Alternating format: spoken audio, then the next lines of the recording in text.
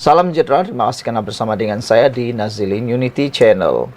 UMNO dan Pakatan Harapan Barisan Nasional akan bercerai dalam PRK Mahkota.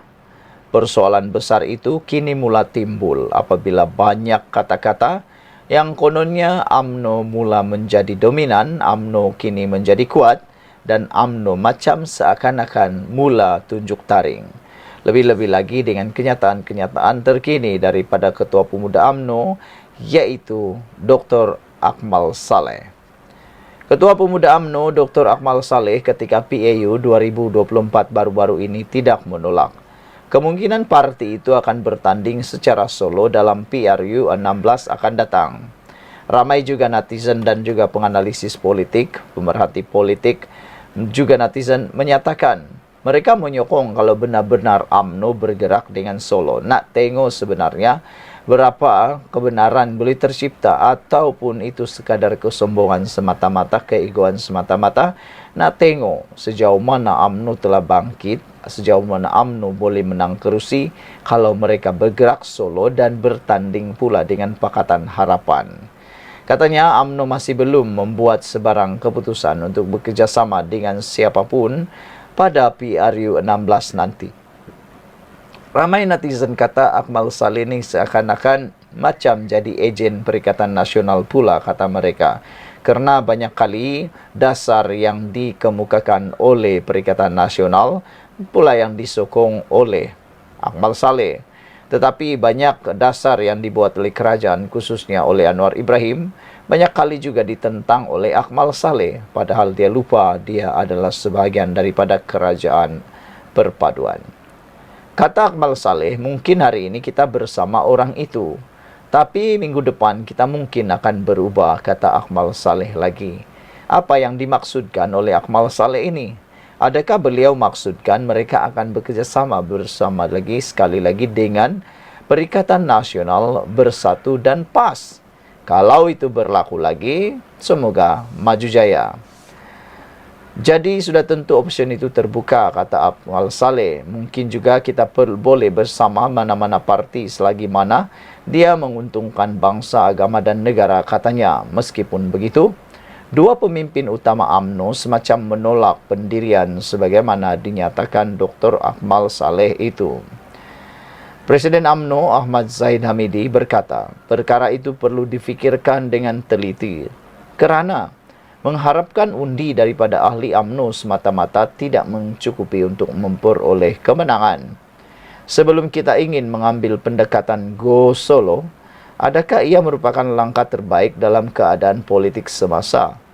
Berdasarkan data dan sentimen sekarang, apakah kelebihan yang kita ada, kata Zahid Hamidi? Dengan pertambahan pengundi baru pula, dapatkah kita menguasai persepsi mereka? Ahli UMNO sahaja tidak mampu memenangkan kita. Yang menjadi penentu adalah pengundi di luar sana. Yang di luar itu jauh lebih besar peratusannya, dah jauh lebih ramai jumlahnya, kata beliau. Timbalan Presiden UMNO Muhammad Hassan berkata masih terlalu awal untuk UMNO memutuskan sama ada untuk bergerak secara solo atau sebaliknya pada PRU akan datang. Menurutnya adalah tidak adil untuk UMNO melihat atau menilai perkembangan semasa parti ketika ini untuk memutuskan perkara itu sedangkan PRU 16 belum lagi ditentukan tariknya. Keputusan untuk bergerak solo atau mengadakan kerjasama dengan mana-mana parti akan diputuskan apabila tiba masanya, kata beliau. Artinya UMNO belum ada kata putus lagi. Dalam waktu terdekat ini, selepas menang di Nenggiri, cabaran yang bakal menanti UMNO ialah PRK Dun Mahkota yang diadakan 28 September bulan depan. Tidak sebagaimana Nenggiri yang hanya ada pengundi Melayu dan orang asli, Mahkota yang mempunyai lebih 66,000 pengundi sebaliknya memiliki komposisi Melayu sekitar 54%, Cina 35% dan India 8%. Dengan itu, sebagai memenuhi kehendak atau keinginan Dr. Akmal itu, apa kata jika UMNO cuba bertanding solo di Mahkota nanti? Mana tahu jika UMNO boleh menang di Mahkota tanpa bantuan DAP. Tentu lebih senang diputuskan pendirian bergerak solo itu lebih awal lagi. Ada berani Sekian untuk kali ini. Jangan lupa tinggalkan komen Anda, tekan butang subscribe. Salam sejahtera, terima kasih karena bersama dengan saya di Nazilin Unity Channel. Apa yang dikata oleh Zahid kali ini ada benarnya, ada juga yang setuju betul. Apabila Zahid kata, kalau pada saya adil. Tapi kalau kena pada saya, kata Zahid, adil. Kalau kena pada mereka, kerajaan tidak adil. Ini semua gara-gara pendakwaan yang sedang dialami atau sedang dilaksanakan terhadap pemimpin-pemimpin Perikatan Nasional PN, termasuk Muhyiddin Yassin. Timbalan Perdana Menteri Datuk Seri Ahmad Zahid Hamidi mahu semua pihak tidak mengambil sikap berat sebelah dengan mengatakan kerajaan bertindak tidak adil apabila mereka disiasat. Kalau orang lain yang disiasat adil, tapi kalau dirinya yang disiasat tidak adil pula, kata Zahid Hamidi. Berpada-padalah di dalam memilih, kata beliau. Beliau berkata lagi, kerana realitinya ialah peguam negara mempunyai kuasa untuk mendakwa sesiapa sahaja. Kalau terkena pada mereka, katanya tergesa-gesa. Tapi kalau terkena pada saya, mereka kata ini satu siasatan sangat komprehensif. Realitinya, bila Anda buat salah, siasatan dilakukan. Kata Zahid lagi, peguam negara mempunyai kuasa sepenuhnya untuk mendakwa. Dulu saya pernah didakwa sebelum siasatan selesai. Itu sebabnya dalam saya menghadapi pertuduhan itu, pindaan dibuat terhadap tuduhan, artinya siasatan tidak selesai. Yang dia kata kerajaan berlaku adil. Tapi bila kena kata mereka kata kerajaan tidak berlaku adil, double standard. Janganlah begitu, kata Zahid Hamidi kepada pemberita selepas merasmikan seminar teknikal Persatuan Keselamatan Sosial Antarabangsa di Pusat Dagangan Kuala Lumpur hari ini. Semalam bersatu mendakwa siasatan berhubung ucapan pengerusi Perikatan Nasional PN Tan Sri Muhyiddin Yassin yang dikatakan menyentuh kewibawaan yang di Pertuan Agong ke-16 dilakukan secara tergesa-gesa. Timbalan Presiden Bersatu Datuk Seri Ahmad Faizal Azumu berkata, pendakwaan segera ke atas bekas Perdana Menteri itu juga menimbulkan banyak lagi persoalan. Muhyiddin yang didakwa di Mahkamah Session Gua Musang, Kelantan hari ini mengaku tidak bersalah terhadap pertuduhan, menyebut perkataan yang menghasut berkaitan kaum, agama dan raja dalam ucapannya ketika berkempen pada pilihan raya kecil PRK Dewan Undangan Negeri Dunenggiri baru-baru ini. Saudara-saudara sekalian, apa pula pendapat Anda tentang isu kali ini? Adakah patut mereka pembangkang mengatakan kerajaan ini tidak adil kalau mereka disiasat? Tapi kalau orang yang disiasat, kata Zahid Hamidi, itu baru komprehensif. Sepatutnya kita perlulah bersikap adil, kata Zahid Hamidi. Kerana yang mendakwa itu bukan kerajaan, tetapi ketua hakim negara. Bukan ketua hakim negara, tetapi pejabat peguam negara. Mereka lah yang akan mendakwa. Realitinya, peguam negara mempunyai kuasa untuk mendakwa sesiapa sahaja. Kalau nak kata tergesa-gesa, semuanya ikut SOP. Ketua Polis Negara sudah menyatakan sebentar tadi bahawa keseluruhan pendakwaan terhadap Muhyiddin Yassin dilakukan mengikut SOP dan bukannya secara tergesa-gesa maupun secara lambat. Ini tidak orang buat ikut SOP lancar dan teratur dikata tergesa-gesa. Bila lambat pula pendakwaan, dikata pula polis lembab. Mana satu yang betul? Sekian untuk kali ini. Jangan lupa tinggalkan komen Anda. Salam sejahtera. Terima kasih kerana bersama dengan saya di Nazilin Unity Channel. Sebelum saya teruskan ulasan kali ini, nak minta bantuan Anda semua, tinggalkan komen Anda. Adakah Anda setuju kalau PAS masuk dalam kerajaan perpaduan? Anda jawab dulu soalan itu, baru kita teruskan kepada isu yang panas ini. Layakkah PAS bersama dalam kerajaan perpaduan madani bersama dengan Anwar Ibrahim dan UMNO? Dan mampukah, bolehkah PAS diterima oleh UMNO semula selepas mereka telah mematuk 2 kali UMNO sendiri? Dan mahukah DAP bersama-sama bekerjasama dengan PAS semula? Sedangkan PAS sudah melunyai DAP dengan teruk sekali. Sedangkan PAS telah menghina DAP dengan begitu teruk sekali. Namun demikian, hari ini kita dikejutkan pula dengan isu PAS kaji buruk baik jika bersama kerajaan perpaduan, kata Mursyidul Am. Saudara-saudara sekalian, Mursyidul Am PAS Hashim Jasin mengakui terdapat usaha daripada pihak tertentu yang mempelawa parti itu untuk bersama dalam kerajaan perpaduan pimpinan Perdana Menteri Anwar Ibrahim. Yang menjadi pertanyaan dan tanda tanya besar di kepala otak kita ialah, siapakah pihak tertentu yang dimaksudkan oleh Mursyidul Am PAS ini, yaitu Hashim Jasin? Siapalah agak-agaknya orang yang kurang waras yang kononnya sedang mengatur supaya PAS dapat bersama dalam kerajaan perpaduan pimpinan Anwar Ibrahim ini? Malah kata beliau lagi, perkara itu juga ada dibangkitkan pada Majlis Syura Ulama, namun secara sepintas lalu dan belum ada sebarang keputusan muktamad.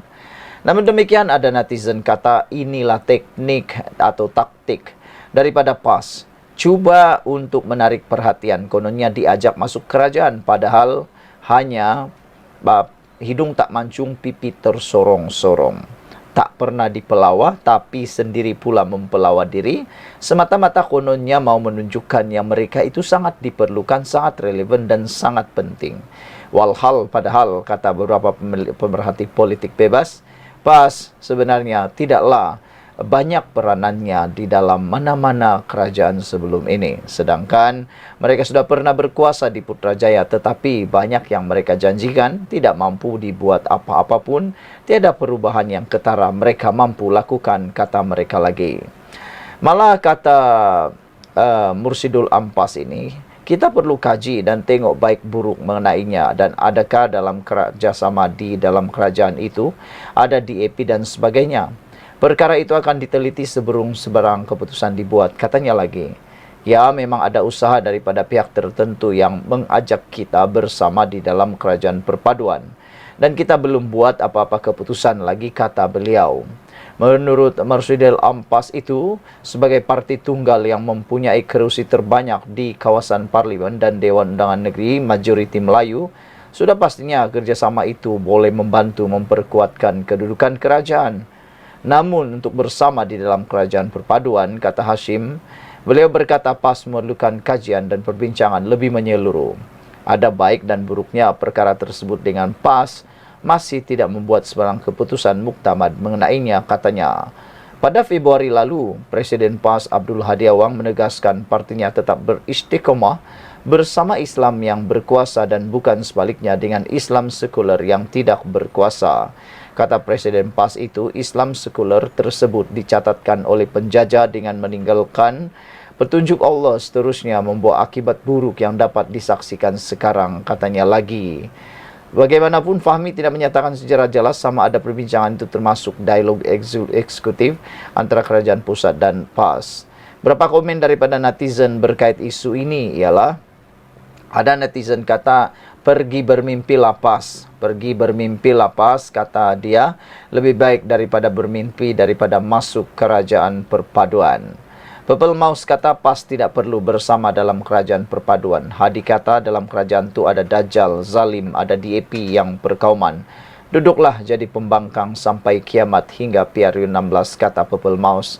Nak bagi jawatan PAS dah penuh. Ini bukan kereta api, boleh bagi semua jawatan, katanya lagi.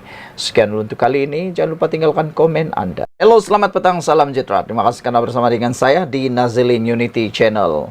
Ada yang kata polis lembab dan polis tergesa-gesa membuat dakwaan terhadap Muhyiddin Yassin. Tapi sebenarnya ini jawapan daripada perkara itu. Polis bukan lembab maupun tergesa-gesa menyiasat Muhyiddin. Dan sebagai tambahan kepada isu kali ini, telah diberikan tahu bahawa pendakwaan terhadap Muhyiddin Yassin bukan dibuat oleh kerajaan. Kerajaan tidak ada campur tangan langsung. Kerana kerajaan tidak ada pun membuat laporan polis berkait dengan ucapan Muhyiddin itu. Tetapi ianya berdasarkan laporan-laporan polis yang telah dibuat oleh masyarakat. 300 laporan polis telah dibuat. Bahkan Istana Pahang sendiri, keluarga Istana Pahang sendiri membuat laporan terhadap Muhyiddin Yassin. Jadi kenapa nak salahkan pula Anwar Ibrahim? Kenapa nak salahkan pula kerajaan? Yang anda patut salahkan ialah orang yang membawa ucapan berunsur 3R tersebut. Kenapa orang yang mengucapkan itu tidak disalahkan? Itulah kan yang membawa masalah pula dicuba dipertahankan. Yang bukan membawa masalah pula diserang habis-habisan. Hari ini Ketua Polis Negara Rezaruddin Husin menjelaskan siasatan terhadap Presiden Bersatu Muhyiddin Yassin atas pertuduhan di bawah Akta Hasutan 1948 dilakukan mengikut prosedur dan bukannya secara tergesa-gesa. Katanya lagi, siasatan berhubung isu agama, raja dan kaum 3R dilakukan mengikut masa yang ditetapkan yaitu selama 7 hari. Manakala arahan pendakwaan pula datang dari Jabatan Peguam Negara AZC. Sebelum ini kita sudah diberitahu akan tunjukkan prestasi kita dalam masa 7 hari. Tiada kena mengena tergesa-gesa. Kalau kata hari ini siasat, esok tuduh mungkin tergesa-gesa, kata beliau lagi. Dalam masa 7 hari itu, mungkin siasatan habis dalam masa 4 hari. Dan AGC pula akan ambil masa 1 atau 2 hari pula atau 24 jam saja. Rakam keterangan dan arahan tuduh daripada AGC. Tidak timbul isu tergesa-gesa, tapi memang ambil masa yang ditetapkan. Kalau lambat nanti orang kata kita lembab. Bila kita cepat pula orang kata ada tergesa-gesa pula. Mana satu yang betul? Katanya kepada wartawan di Kuala Krai, Kelantan hari ini. Muhyiddin disiasat berhubung ucapannya di Felda Prasu Kelantan semasa PRK Nenggiri ketika dia mengulas mengenai pelantikan Perdana Menteri selepas pilihan raya umum ke-22 pada tahun 2022. Ucapannya disifatkan sebagai menghina yang di-Pertuan Agong ketika itu, yaitu Al-Sultan Abdullah Riayatuddin Al-Mustafa Bilal Shah. Ketua Pembangkang Hamzah Zainuddin mendakwa undang-undang hasutan yang sebelum ini ditentang oleh Pakatan Harapan kini digunakan untuk menakut-nakutkan pemimpin PN. Kata beliau, Muhyiddin hari ini memohon untuk dibicarakan atas pertuduhan menghasut di Mahkamah Session Gua Musang di hadapan Hakim Nik Muhammad Tarmizi Nik Muhammad Sukri. Saudara-saudara sekalian, beberapa komen daripada netizen berkait isu ini ialah mereka kata dah mula panik ke Perikatan Nasional Pembangkang ini sehingga mereka mula mengaitkan pula dengan masa dan tergesa-gesa. Sekian dulu untuk kali ini. Jangan lupa tinggalkan komen anda, tekan butang subscribe. Bye-bye. Salam sejahtera. Terima kasih kerana bersama dengan saya di Nazilin Unity Channel. Tak henti-henti nak bermain dengan fitnah. Ini lagi yang dibuat oleh Walaun, oleh geng-geng pembangkang. Kalau baru-baru ini mereka sudah kehabisan isu, kehabisan modal politik. Nak burukkan Anwar Ibrahim tak tahu bermula dari mana. Kerana semuanya sudah diperbaiki. Antaranya harga minyak telah pun turun 3 minggu, 4 minggu berturut-turut. Kalau tak silap 3 minggu berturut-turut. Selain daripada itu, Anwar Ibrahim juga telah menangani dengan baik isu Israel-Palestin. Anwar Ibrahim juga telah menyelesaikan isu gaji pekerja awam. Banyak yang telah diselesaikan oleh Anwar Ibrahim sehingga makin ramai suka dengan Anwar Ibrahim. Kali ini mereka yang tak suka dengan Anwar Ibrahim cuba lagi memfitnah Anwar Ibrahim. Tapi nampaknya fitnah itu terkena di kaki sendiri, atau dengan kata lain menembak kaki sendiri. Nak cuba tembak orang tapi tertembak kaki sendiri. Baru-baru ini dalam penutupan Sukan Sukma di Sarawak, Anwar Ibrahim telah pun dijemput sebagai ahli kenamaan yang merasmikan penutupan Hari Sukan Sukma tersebut. Tapi apa yang terjadi mengejutkan apabila ada Walaun, ada geng pembangkang ini mula menggunakan isu apabila Anwar Ibrahim menaiki sebuah kereta yang berjenama Bentley yang kita tahu cukup mahal. Mereka menggunakan isu itu, kononnya Anwar Ibrahim tidak serupa bikin. Kononnya kata mereka cuba mengatakan kononnya berjimat dan sebagainya. Rupa-rupanya Anwar kononnya naik kereta Bentley. Tapi saudara, rupa-rupanya mereka tersilap. Kereta Bentley yang dinaiki oleh Anwar Ibrahim ketika datang merasmikan penutupan Sukma bukanlah milik Anwar Ibrahim. Kereta Bentley yang dinaiki oleh Anwar Ibrahim itu adalah kereta Kerajaan Negeri Sarawak yang disediakan oleh Kerajaan Negeri Sarawak kepada tetamu kehormat yang dijemput datang ke Sarawak. Bukan Anwar punya.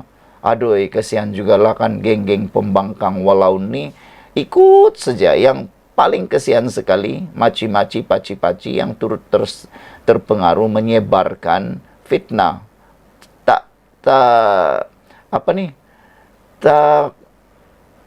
Tak sudah-sudah mereka bermain isu politik seperti itu. Dapat free dosa, kata netizen. Para penyokong Anwar Ibrahim kata, sia-sia dapat dosa kering, dosa percuma kerana terikut-ikut memfitnah Anwar Ibrahim. Jadi disahkan kereta Bentley yang dinaiki Perdana Menteri di Sarawak bukanlah milik Anwar Ibrahim, tapi milik Kerajaan Sarawak, disediakan oleh Kerajaan Sarawak. Kelibat Perdana Menteri Datuk Seri Anwar Ibrahim menaiki sebuah kereta mewah jenama Bentley Flying Spruce di Sarawak baru-baru ini menjadi bualan orang ramai. Difahamkan beliau hadir merasmikan penutupan Sukma Sarawak pada 24 Ogos lalu. Selepas selesai majlis penutupan, beliau dijemput oleh sebuah kereta di hadapan venue berkenan sehingga menjadi bahan serangan penyokong pembangkang. Untuk pengetahuan, kenderaan itu disediakan sendiri oleh Kerajaan Sarawak untuk mana-mana pemimpin tertinggi yang melawat negeri itu. Bukan sahaja Anwar Ibrahim, tapi dari luar negara pun naik kereta itu kalaulah mereka itu adalah tetamu kehormat untuk Sarawak. Menurut seorang aktivis politik, Syam Gaz, nombor plat kereta kebiasaannya akan ditukar berdasarkan kepada siapa yang menaiki kenderaan itu. Namun, perkara itu telah disalaherti dan digunakan oleh penyokong pembangkang untuk menyerang kerajaan. Dalam satu video dimuat naik di Facebook, seorang pengguna mempertikai kereta mewah yang digunakan oleh Perdana Menteri Anwar Ibrahim. Kata beliau, cakap je tak nak bazir wang rakyat. Ini apa? Perlukah kereta Bentley yang mahal macam ni? Kata caption dalam video yang dikongsi. Video itu membuatkan ramai percaya bahawa Perdana Menteri telah menggunakan kereta mewah. Itu yang kita kata tadi. Ramai kata sia-sia dapat dosa fitnah percuma. Perkara itu bagaimanapun dibidas Sam Gaz dan beberapa pengguna lain yang menjelaskan tentang situasi sebenar. Posting bodoh, katanya. Ini bukan kereta Perdana Menteri. Ini kereta Kerajaan Sarawak disediakan untuk pemimpin tertinggi melawat Sarawak. Plat akan ditukar berdasarkan kepada siapa yang naik, katanya di ruangan komen. Itu kereta tetamu yang disediakan oleh Kerajaan Sarawak. Takkan nak angkut kereta Perdana Menteri yang ada di Putrajaya bawa ke Sabah dan Sarawak, kata Marwan pula. Kerajaan Sarawak disediakan kereta ini untuk PMX semasa penutupan Sukma di Sarawak. Yang walaun sakit hati kenapa? Bukannya PMX beli kereta tu. Ramai walaun tak terima kenyataan, komen beliau lagi. Sekian untuk kali ini. Jangan lupa tinggalkan komen anda. Sila tekan butang subscribe dan kita jumpa lagi. Bye-bye. Salam sejahtera. Terima kasih kerana bersama dengan saya di Nazilin Unity Channel. Ramai orang yang cuba menyasarkan kerajaan dalam pendakwaan Muhyiddin Yassin dalam dakwaan menghasut di Mahkamah Gua Musang baru-baru ini. Ramai yang kononnya mempersalahkan Anwar Ibrahim, mempersalahkan Kerajaan Perpaduan, mempersalahkan Zahid Hamidi, dan ramai lagi. Sebenarnya mereka silap. Rupa-rupanya pendakwaan terhadap Muhyiddin Yassin itu tiada kena mengena dengan kerajaan pun. Cuba lihat, kalau dianalisis dengan baik-baik, Tiada pun daripada pihak kerajaan yang membuat laporan polis. Kalau dilihat dengan baik, yang membuat laporan polis ini sebenarnya ialah diketuai oleh Istana Pahang sendiri. Apabila Tengku Mahkota Pahang murka terhadap peristiwa dan insiden ucapan Muhyiddin Yassin itu. Jadi nak disalahkan kerajaan itu adalah tidak tepat sama sekali. Yang bersalah ialah orang yang mengeluarkan ucapan itu sendiri. Janganlah menyalahkan orang sendiri, salahkan diri sendiri. Dan menurut juru cakap kerajaan yaitu Fahmi Fadzil, beliau menegaskan bahawa yang membuat laporan polis itu ataupun membawa kes Najib, kes Muhyiddin Yassin di mahkamah bukanlah kerajaan. Bukan kerajaan bawa kes Muhyiddin ke mahkamah, kata juru cakap kerajaan ini. Fahmi Fadzil menegaskan sekali lagi bahawa bukan Putrajaya yang membawa pertuduhan akta hasutan terhadap bekas Perdana Menteri Muhyiddin Yassin.